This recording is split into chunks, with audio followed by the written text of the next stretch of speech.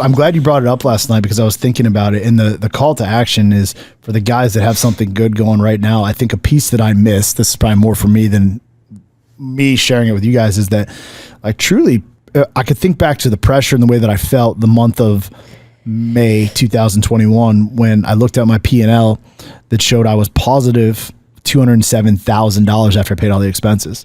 Like that's a good month. But I remember looking at it and going, this is not good enough. Yeah. It's not good enough. Then I remember looking at another month where I lost 176,000 going, I got to keep going, right? It's almost like I created my own, my own struggle. Yeah. And had I just looked at that month a little bit differently, I mean, there were some definite decisions that needed to be made and changed that I could feel going on in the company. But had I actually just slowed down and looked at things from a place of gratitude and just presence, I probably would have not been right here. I completely tried to shift my whole business model, and then I had to shift it back. And the call to action for the guy is, for anybody, is where you're at's where you're at, right? I mean, I know a lot of you guys like hate that term, like trust the process, but in this case for you, man, that would have saved a fucking whole year of stress and me being scared you're going to have a heart attack and all these other things, because that was not fun for me to watch you come home and be so stressed that I legitimately thought you were going to have a heart attack because of you just like pushing and trying to grow. And then just, I was like, can't we just go back to like what was working before? You're like, no, because it needs to be really hard because this has been too easy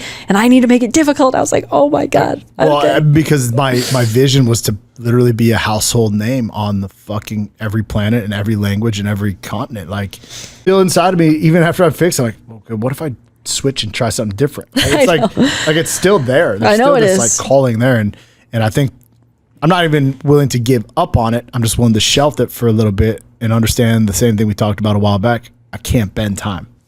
And your message is not for everybody, is a massive component of it. There are more weak men and individuals in the world than there are alpha strong males who are willing to take accountability for their life. And you guys are just such a rare breed that you trying to push that message on everybody, you get messages like that. Yeah. Pussy. And that's hard to remember because, we see the size of this gaping hole, 3 million plus new case of alcohol abuse a year reported. And like, fuck, man, you feel like you're not doing shit. Right. And I know that you want to truly help the entire world. I mean, how many times have I heard you? Nobel Peace Prize, but You do. You're like, I could do it. I just know there's a part in I'm a Comeback for every single man out there, and they just want to, but your message truly is for someone who can come from a place of power and to set aside that victim mentality and be like, dang, you know what? I've been making really messed up choices. Today I'm going to choose to win. And not every man wants to hear that. More men don't want to hear that then. It's easier to hide. It's easier to crumble.